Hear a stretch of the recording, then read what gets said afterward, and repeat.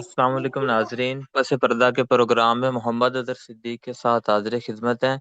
आज के मौज़ूआत में बयानात पर रद्द अमल, सुप्रीम कोर्ट की कारकर्दगी और पेट्रोल का ज़्यादा इस्तेमाल। सर, 3 दिन पहले फील्ड मार्शल साहब ने शिया कॉन्फ्रेंस से खिताब किया था। आज इस पर अजीबो गरीब रद्द अमल आना शुरू हो गया। तो ये किस बात का शाखसाना है? बहुत शुक्रिया। 20 मार्च 2026 और मार्च भी अपने इख्तिताम। ईद की छुट्टियां आ जाएंगी और 24 मार्च से जो अगला हफ्ता शुरू होगा वो एक हफ्ता ही है, और उसके बाद आप अप्रैल में दाखिल हो जाएंगी और जून तक हालात जो हैं वो तब्दीली की तरफ चल रहे हैं। ये मेरी अपनी असेसमेंट है, नुक्ता नज़र है, इंफॉर्मेशन है। ये मैं आज से नहीं कह रहा, मैं पिछले अप्रैल से एक बात कर रहा हूँ और उस बात को सामने रख के अब आपके सामने आहिस्ता आहिस्ता चीजें सारी सामने आ रही हैं। अच्छा, जैसे पहले पहले भी कहा था कि ईरान के ऊपर जो हमला हुआ वो शिया होने की वजह से हमला नहीं हुआ है, वो मुसलमान होने की वजह से हमला हुआ है।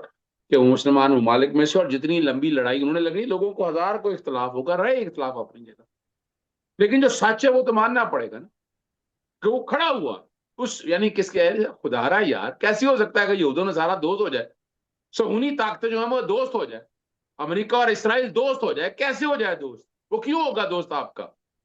यानी एक सवाल तो आम आदमी को समझना है ना, क्यों होगा वो दोस्त? हमने इनाम, हमने नोबल इनाम और पता नहीं क्या क्या कोशिशें की और सामने गजा के मुसलमानों का बदला ले लिया गया? नहीं। इसी तरह जो, हाँ, जो बात है अब यहाँ, अब असूली तौर पर तो देखे ना, शिया कम्युनिटी के साथ जाती तो हुई है, पिछले बड़े अरसे से हम देखता है, आज से नहीं, बड़े अरसे से हम देखते आए हैं। लेकिन अभी जो हजरत खामिनाई के हवाले से जब बात हुई तो फिर मैंने आपको पहले भी कहा था कि ये निजाम जो सिर्फ इमरान खान गिराना मकसूद नहीं था, टीएलपी और अहले तशी, और एक स्टेज के ऊपर मैं बार बार खबरदार करता रहता हूँ कि अहले तशी और सुन्नियों के दरमियान ये एक और ये एक मजहबी फिरका वारियत शुरू ना हो जाए। ये पहले ये हमें हमें याद है अच्छी तरह से। हमने वो वक्त देखा है जब जब यहाँ पर कर्फ्यू लगा करता था और शिया सुन्नी लड़ाई झगड़े हुआ करते थे। हम उससे आगे निकल जाएंगे अचानक। और यहाँ देखिए ना, समझना कि आपके उलमा इकराम में अगर देखा जाए, अल्लामा ताहिर कादरी साहब, अगर देखा जाए, डॉक्टर इसरार अहमद साहब ने तो बहुत खूबसूरत तरीके से चीजें बयान की और बताया है कि ईरान कहाँ खड़ा है, ईरान ने आगे क्या करना है, चीजें कैसे आगे जानी है, एक एक चीज अब आपके सामने समझाई। तो हमारे यहाँ या कुछ लोगों ने शिया सुन्नी के हवाले से, तजादात के कॉन्टेक्स्ट के हवाले से, मैंने मिसाल के तौर पर उनका ना तो बिल्कुल ठीक है कि ये अब अगर खलीजी रियासतों के ऊपर, अरब ममालिक के ऊपर अगर हमला हुआ तो ईरान की तरफ से नहीं होना चाहिए। ईरान का मौका बड़ा वाज़ेह है कि जब उनकी सरजमीन इस्तेमाल हो रही है उस मुल्क पर हमला गिरी, तो क्या वापसी जवाब नहीं जाना? और ये भी याद रखिएगा कि ये मुमालिकों की जमीन अगर दस्तयाब है तो ईरान पर हमले हो रहे हैं ना। अब हाँ, अपना अमेरिका में बैठ के या इसराइल में बैठकर तो इस तरह से आप मुकाबला नहीं कर सकते ना। तो ये वो बात है। और मैंने पहले भी आपको कहा था कि गाजा को डेवलप करने की बड़ी कोशिश पहले हो चुकी हुई है, गाजा में टोटल इन्वेस्टमेंट जानी है, तो यहाँ से हालात तो होने हैं ना। अब दुबई और बड़ा झटका लगा है सारे अगर मामले में देखा जाए, अरब ममालिक को बहुत झटका लगा है, और बड़ा बड़ा ताकतवर झटका लग रहा है, छोटा मोटा झटका नहीं लगा, बड़ा ताकतवर झटका लड़ा है। और इसी बात अब इसीलिए जो है ना, फील्ड मार्शल जनाब सईद आसम मुनीर साहब ने जो है तो मुलाकात की शिया रहनुमाओं के साथ और अहले तशीह से, ठीक है ना जी। और इलामा शाह नजफी कहती हैं कि आर्मी जी हमें काफी आयात सुनाई, जाहिर है अपने मतलब की आयात हर कोई सुनाता है, हमें भी अपने मतलब की आयात याद है। उन्होंने कहा जाता है ईरान के बाद पाकिस्तान की बारी है, पाकिस्तान ईरान नहीं है। अगर पाकिस्तान जाता है तो आधी दुनिया भी साथ जाएगी। इलामा शाह नजफी ने आर्मी चीफ से मुलाकात का हवाल सुना दिया। ठीक है ना जी। ये अब जरा बड़ा मुश्किल काम है कि आप उसको किस हद तक लेके जाएं, किस तरह लेके जाएं, लेकिन बातें शुरू हो चुकी हैं। वो जो सवाल उठने हैं वो सवाल उठ चुके हैं और हर कोई इस बात पे बात कर रहा है, गुफ्तगू कर रहा है। यानी ये एक ऐसा टाइम है जहां हमारे उलमा इकराम को बैठे हैं, हमारी पार्लियामान बैठे और इस मामले को बड़ी बारीक बीनी से देखिए। ये शिया सुन्नी लड़ाई की तरफ मत लेकर जाए। दुश्मन आपका सुन्नी ताकतें हैं, ये मानना पड़ेगा हमें। मैं क्यों नहीं कबूल करते इस बात को कि आपका सबका दुश्मन एक ही है? तो ये हमें जो, ठीक है हमारे आपस में इख्तलाफात अपनी जगह है, लेकिन हमारे इख्तलाफात इस हद तक नहीं है जिस हद तक ले जाने की कोशिश की जा रही है। टाइम आ गया है कि आप अपने आप को, मैं स्क्वीज करने की बात तो नहीं कर रहा, अपने आप को इकट्ठा करें, एक जगह बैठें और इन मसाइल को कैसे हल करना है उस तरफ सोचें। चीफ साहब तो जगह जगह जाकर इंसाफ फराहम कर रहे हैं, लेकिन सुप्रीम कोर्ट की जो कारकर्दगी है वो फिर बद से बदतर अच्छा ना, होती इससे जा रही पहले है। जरा एक बात बड़ी जरूरी रह गई है, वो करनी है। ठीक है ना, एक तो बात हकीकत है कि अमरीकी वजीर दिफा ने शिया हो या सुन्नी मुसलमान सबको दहशतगर्द करार दिए। और हमें याद है कि गुज़श्ता जुमा को खुतबों में इलामा कराम ने जंग इस्लाम और कुफर की बताई थी। इस बात को मद्देनजर हमें इस नुक्ता नजर पर चलना चाहिए। पाकिस्तान तो हम है, शिया उलमा का बड़ी तादाद में सामने आना, एस्टैब्लिशमेंट के क्यादत के खिलाफ इतना सख्त मौक़िफ़ और साज मालूमात शेयर करना बिला सबब नहीं हो सकता। ठीक है, सादा मामला नहीं है। बास के मुताबिक तो सामीन को सख्त लहजे लबो लहजा बताया गया। अगर किसी को ईरान से वफादारी का शौक है तो वह ईरान चला जाए। सूसन गिलगित बल्तिस्तान के मुजाहरे के मुताबिक बताया गया, इसमें मुलव्वस अफराद को फौजी अदालतों से कड़ी सजा दी जाएगी। अब ये बातें सारी हो रही हैं, मेरा नहीं, मैं इन बातों में नहीं जाना चाह रहा। ये जो इन्फॉर्मेशन आ रही है ये इन्फॉर्मेशन है, इन्फॉर्मेशन की हद तक जो अपनी जगह बात हो। लेकिन टाइम ऐसा आ गया है कि हमें आपस में बैठना है, इकट्ठे बैठ के सारी बातों को देखें। बिल्कुल इसमें एस्टैब्लिशमेंट भी साथ शामिल हो, मैं ये नहीं कह रहा कि ना हो। आपके तमाम मकतबा फिक्र के लोग इकट्ठे बैठे और इकट्ठे बैठकर सोचेंगे इसको किस तरह मामले को हल करना है आपने, ठीक है नहीं। और सामीन को यह भी कहा कि सऊदी अरब में अमरीकी अड्डे नहीं है, इसलिए ईरान को सऊदी अरब हमले नहीं करने चाहिए। हमारा सऊदी अरब के साथ माहिदा है, अगर सऊदी अरब को जरूरत पड़ी तो हम उनका साथ देंगे। लेकिन ये बड़ी, ये तो इसमें हमने तो वादा किया हुआ है और हमें साथ भी सऊदीया का देना है। मैं ये नहीं कह रहा कि सऊदीया का साथ नहीं देना हमें, ठीक है ना जी। लेकिन लेकिन अब जो बातें अब सामने आ रही हैं, ये कहीं ना कहीं बैठकर अब टाइम ऐसा आ गया है कि सारे इकट्ठे बैठे हैं सारे मसले।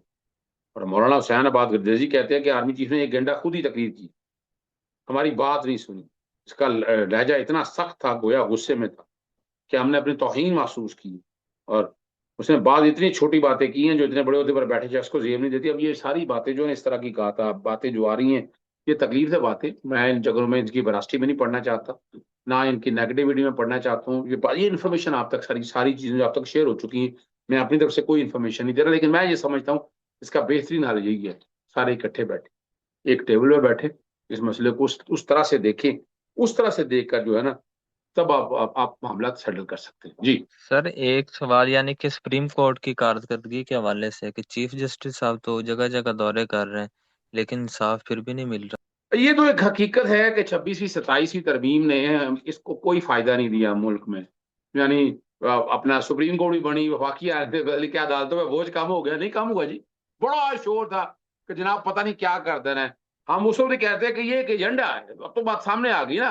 अभी अभी क्या है, अदालतों को कटेल कर लिया। अब अपने कोई बहुत सख्त एक्शन लेने हो तब हालात नहीं है, अगर कोई इन बात को उस तरफ लेके जाना हो तब हालात नहीं है। तो हालात और वाकया तो सारे आप लोगों के सामने मौजूद है। और यहाँ बताया तो बड़ा जा रहा है। मिसाल के तौर पर ये कि मुकदमे तादाद बढ़कर 34,063 हो गई सुप्रीम कोर्ट में। और गुज़श्ता हफ्ते जो है ना, मुकदमा की तादाद 33,905 थी। और 19 मार्च को सुप्रीम कोर्ट में 47 मुकदमे दायर हुए, 42 निपटाए गए। और गुज़श्ता हफ्ते 3,383 मुकदमा दायर हुए, 283 निपटाए गए। और सुप्रीम कोर्ट में 13 नवंबर को 56,608 मुकदमा जेर हुआ। और 27वीं तरमीम के बाद 22,910 मुकदमा आईनी अदालत मुंतकिल हो। अब 27वीं तरमीम का सुप्रीम कोर्ट में 33,698 मुकदमे जेर इल्तवा हैं। अजी कहाँ है ना, वो उनसे सवाल पूछे ना। और जो बड़ी सियासी जमातें बड़ा कुछ बड़े वो मांगो दाम दाबिना, यहाँ पता नहीं क्या हो जाएगा, क्या होगा, जरा जवाब दे आए ना, जवाब देना कौम को बैठकर।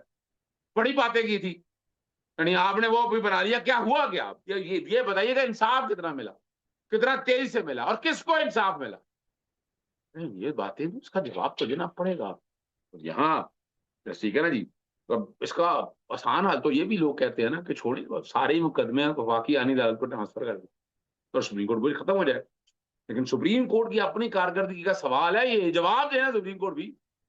बड़ा कुछ कहा गया, बड़ी बातें हुई जनाब, ऐसा ही है। लेकिन आसान और सादा हाल लोग यही कहते हैं, इधर से उधर कर दे, उधर से इधर कर दे।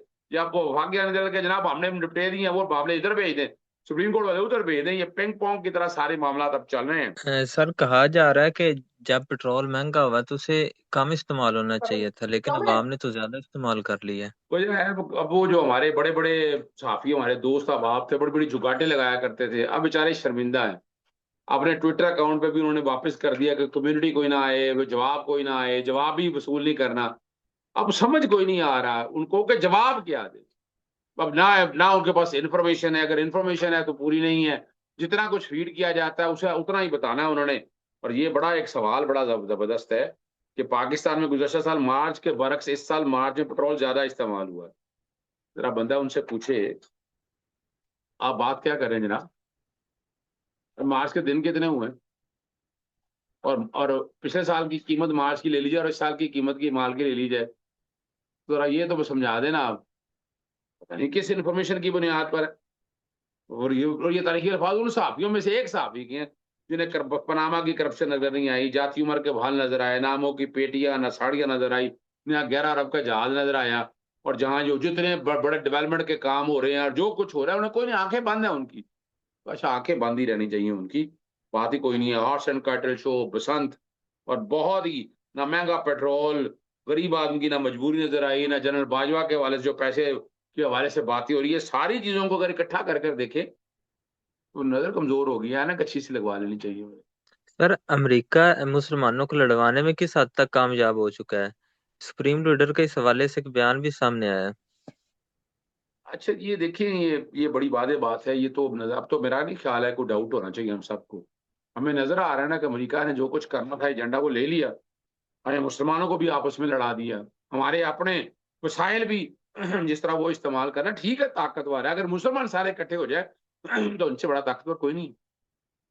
लेकिन नहीं, अब इसमें वो ईरान के दीनी रहनुमा मुश्तबा खामेनी कहते हैं कि ईरान दुश्मन के ख्याल से कहीं ज्यादा ताकतवर। दुश्मन समझता था कि अवाम चंद दिनों में इस्लामी निजाम को गिरा देगी। हमारे अवाम के दुश्मन की बदनीति पर मबनी मीडिया मुहिम के खिलाफ मुतहद रहना चाहिए। आला रहनुमाओं को शहीद करके हुकूमत नहीं गिरा जा सकती। अब जरा ध्यान से सुनना है, मैं खुदा की रजा और मुसलमानों में तफरका रोकने की दरखास्त करता हूँ कि हमारे दो बरादर मुल्क अफगानिस्तान और पाकिस्तान आपस में बेहतर ताल्लुकात कायम करें।